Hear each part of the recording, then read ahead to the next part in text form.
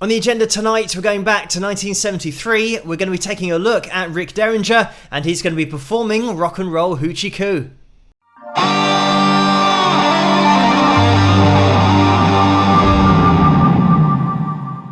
Hello, Phil here from Wings of Pegasus, and welcome to another analysis video. If you enjoyed this video, please give it a thumbs up and subscribe. So let's get the guys up on screen, and we have Edgar Winter on stage as well. Whenever Rick performed, the Winters weren't far behind, but we'll have a listen to this whole performance because it's only 3 minutes and 35 seconds in length, and then we'll get into the analysis afterwards, but let's get into it.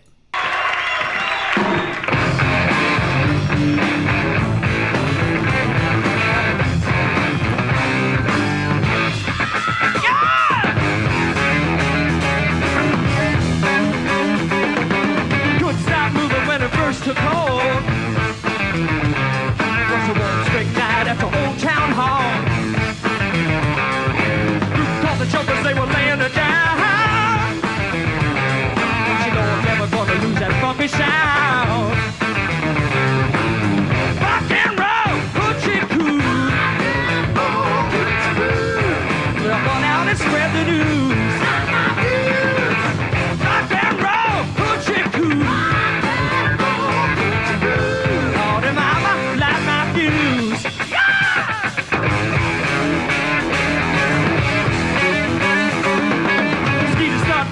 This time of year,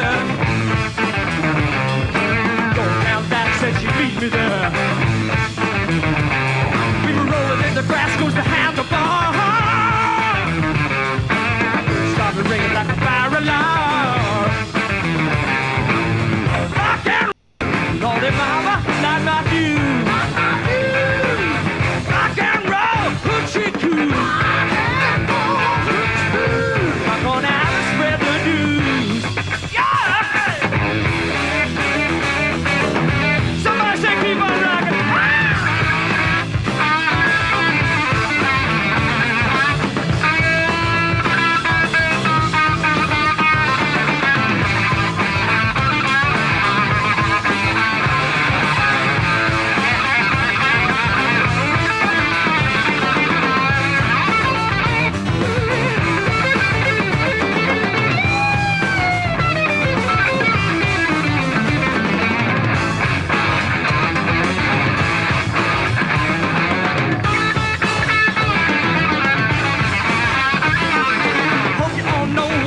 About the wiggle, that thing really knocks me out. High all the time, hope you're all out too. Oh, little pussy, gonna do it to you. Rock and roll, hoochie koo. Lordy mama, light my fuse. Rock and roll, hoochie koo.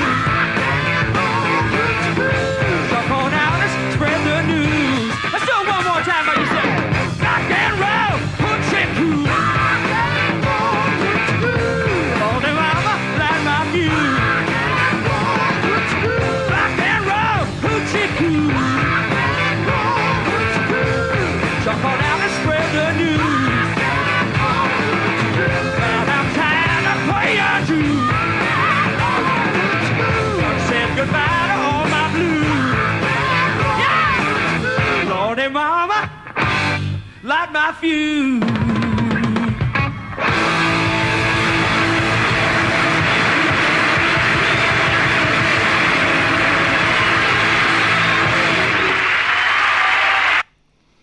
And there we have it. This performance is right up my street, as I'm sure you guys can understand if you've watched this channel for any length of time. But this is on a totally different level. The first thing to point out is the sound, the overall sound being so clean. It is such a dry signal. We're getting across the board, so it means there is nowhere to hide vocally with the lead guitar, even with the rhythm guitar, the backing vocals as well. It sounds like we are DI here into the mixer. It means that what you're hearing is purely what's going into the microphone. There's no reverb, no delay on the vocals, the backing vocals, the lead guitar. So The fact that it sounds this good is just insane because of the level of ability we've got on stage here. Rick, with that lead vocal, is such a strong lead vocal, and these guys are just belting out some seriously impressive notes here in chest voice. And I'm talking about the male tenor high C, the C5, and when we're talking about the backing vocals, exactly the same thing going on there. We've got Chuck Ruff, by the way, on drums. Whenever it cuts to Chuck, he's just having the time of his life, and that's also the vibe you get throughout the whole band. They're enjoying it. It's almost as if they're not really concentrating on what they're doing because it's so subconscious. They can get into the performance and put all of that emphasis, emotion, expression into their playing because they are feeling it while they're playing. They're not concentrating on technique. And that's certainly something that you can appreciate with the overall groove that we've got going on here, because it is so well expressed. You can really dig into that groove. We've also got Dart Hartman here on bass, and he is also applying a backing vocal. So when we're talking about Dart and Edgar's backing vocals, they're just way up there. It sounds like they could be a lead vocal because it's so strong, belting it out in chest. But of course, Rick just takes on the mantle of that lead vocal and owns it. And when you're hearing those backing vocals, it just is such a luxury to have three guys in a band who can belt out high Cs, male tenor high Cs, because it's just crazy to have that kind of ability throughout a band. We also have Jerry Weems here on rhythm guitar. That second rhythm guitar, we can't really hear it in the mix. It's not particularly high, so it means that all of the rhythm that we're hearing, the predominant rhythm, is coming from Rick's guitar, which again, playing and singing at the same time, doubling the difficulty, but he never misses a beat or a note on that guitar. So solid the whole way through the performance. You'll notice as well that Edgar Winter's got his keytar on here, or at least what it would be referred to in the future as, because he was the first guy to do this, to put a strap on his keyboard, which meant that it freed him up to move around the stage like somebody who played the guitar. He wouldn't have to be stuck behind that keyboard and put the keyboard on the stand. So this is something that really did take off in the 80s, where the keytars really had that design of more of a guitar type approach and being shorter, maybe getting rid of a few octaves out of the keyboard so that it could be played in a more compact manner. But that all started with Edgar Winter and this idea of having a more mobile keyboard. But I really want to go through the guitar playing here because it's not just strumming out chords. We've got a lot of riff work going on and a great lead solo by Rick as well. So we're going to jump into it. What I'll do is take the video all the way back to the beginning and we'll listen to it from there and just break a few things down.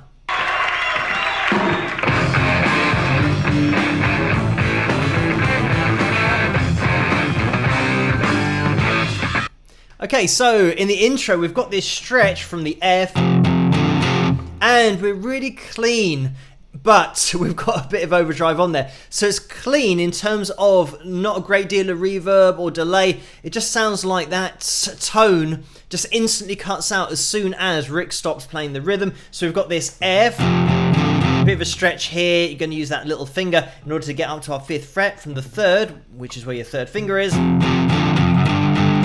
Slide up just 2 frets to the G, and we go over to the A, and we've got this little riff here, and it sounds like might be a little pull off there. So we're placing on that little finger. It might be the fact that Rick, when he plays this, has a little jump up with his 3rd finger and then goes back down again, but you can play it however is most comfortable for you. But when we go into the second time, the first time,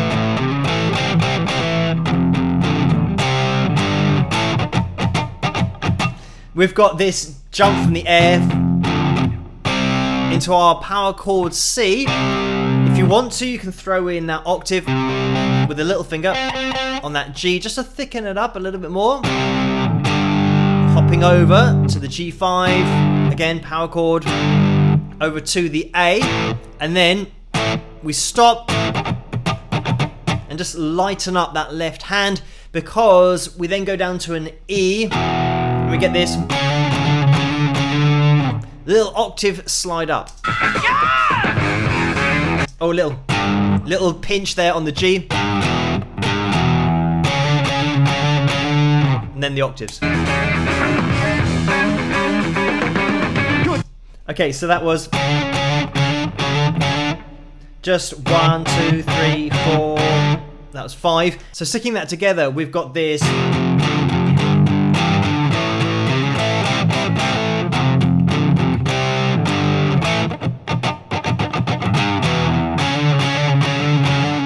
And then into the octaves there. I think we might also have a little bit of a shift up to the octave higher. So now slipping up from 11 to 12 with that first finger. And there's another line in there, and it's going to be that second rhythm guitar that's playing like that. So it's going to be your exactly the same thing there, octaves, but just picking out a different note in order to harmonize with that first line. But we'll let the video play on and jump into it again.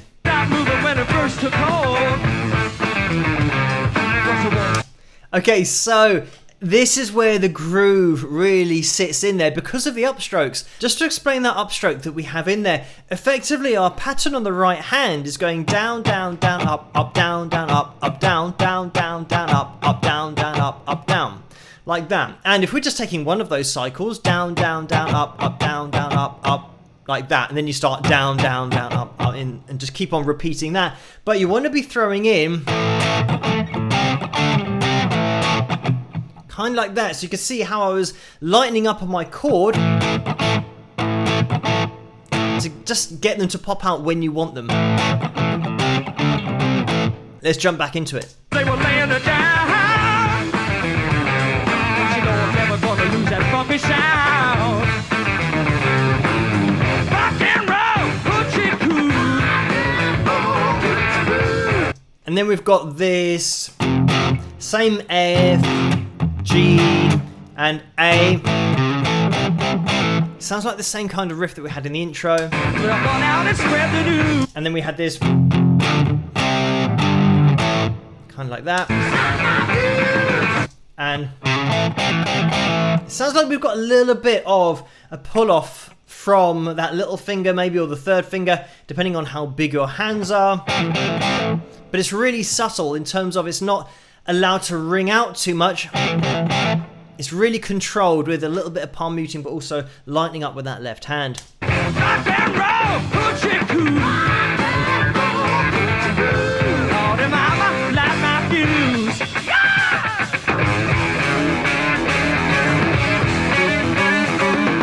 Mosquitoes start buzzing about this time of year. And then we're just going back into what we had before with the intro and then the pinch down to the E, into those octaves. We are going to be jumping into the solo briefly to see what Rick gets up to. And I mean, the thing about this performance, you'll take it for granted that we've got guys here that can sing, that have got just top level ability on their instruments as well. The fact that Rick has this voice and then can just jump into a lead guitar solo that is so well executed technically and melodically. And the fact that he's doing the jobs of two musicians in one here, being able to just throw in a lead guitar solo and have a lead vocal, but also throw in such great rhythm playing. But let's have a listen to it. Somebody say keep on rocking.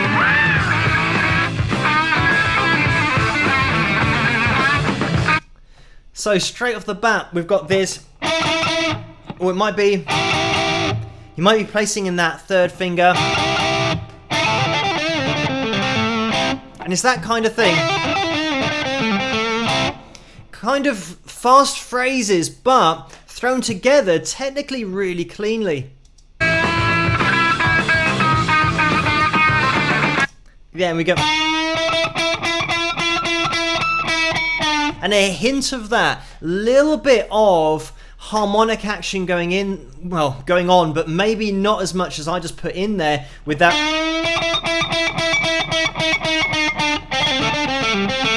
And that kind of thing. Little runs by the way. You want to be in your A minor pentatonic shape 1 here. Just a lot of technique here. This is the point that this is top level playing from Rick, just holding down this solo, and it's just great playing, and I love these kind of lines. And we've got this.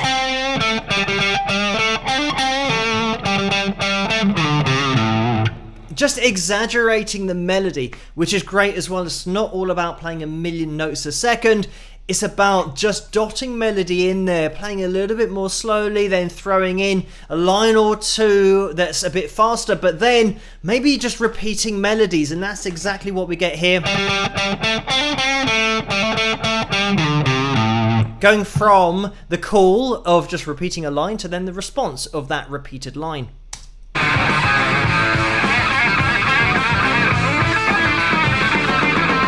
Okay, so there we did actually get into which was a pull off from 5 to 3, that's third finger, first finger, to that open G. And I mean, going to,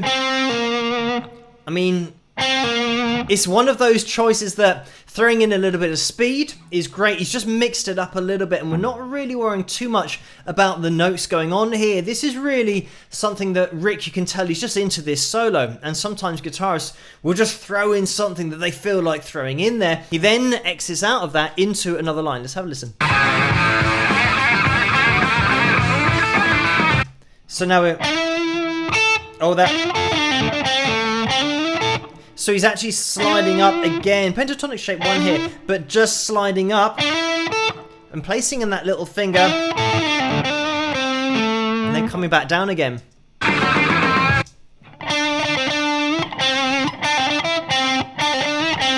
It might have been a little bend there. Back down to the first finger. And...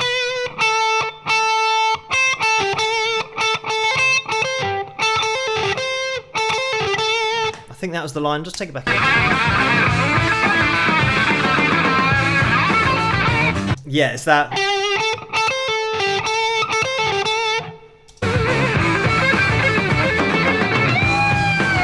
And we get a little repeat of a phrase there. So we get that. We've also got the grouping of the notes. In terms of the timing, we're not going and just playing it straight. We've got kind of like that. Really interesting phrasing.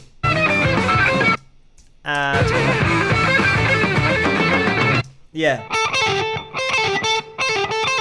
Yeah, so it's just grouping up. Then a little line like that, I think. Yeah. And that same little phrase there. You know. You could even have a whole semitone rundown back into your shape 1. I think that's where we're probably going here. Yeah, it was exactly that. It's a little slide back down into that shape. Okay. Okay, now we've got this little jump again. This is a little bit more progressive. There's a little run up as well that happens when we go for this A down to the F sharp.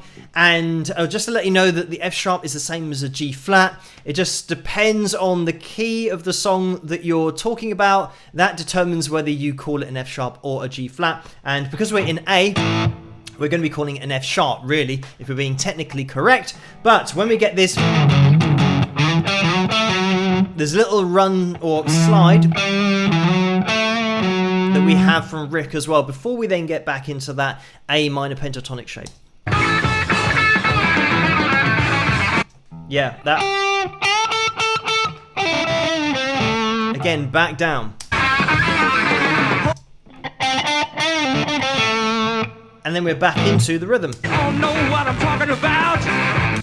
Again, great indication there of the level of ability we're talking about here. We've gone straight from that lead guitar solo back down into that rhythm, the really funky rhythm that we've got going on. And that, if we're playing it like Rick, and open A down there, or going back up. You wiggle, that thing really knocks me out. High all the time, hope you all are too. And really nice flip up there into his head voice. Really clean tone where the harmony vocals are coming in. You can see, you know, right up here, 8th fret, by the way, on your high E string, if you want to find it, if you've got your guitars out. But we just flipped up into a really clean head voice sound there, which was an A4. So really impressive stuff there from Rick, just having that control in the voice. Also, just to mention the fact that this is what I would class as more hard rock in nature, because we've got these really strong vocals hitting notes here towards the top end of that male tenor range, and belting that all in chest voice is very much a hard rock type approach. But these guys were just really ahead of their time, 1973, considering as well that you get bands like Van Halen who came to prominence in the late 70s, and we're talking 5, 6, 7 years earlier, from Rick and Edgar and the other guys in the band here just being so tight. It is so impressive, and I love this kind of sound, and especially the lead guitar playing being so clean. There's a little bit of distortion on there, like I said, but it is super clean because there's nothing to hide the ability on show here. And if there were any mistakes, it would stick out like a sore thumb. Thank you guys so much for requesting this video for me to take a look at. And keep the suggestions coming in the comments below. Let me know what you guys think. And if you did enjoy this video, please give it a thumbs up and subscribe. And I'll see you guys at the next one. Rock!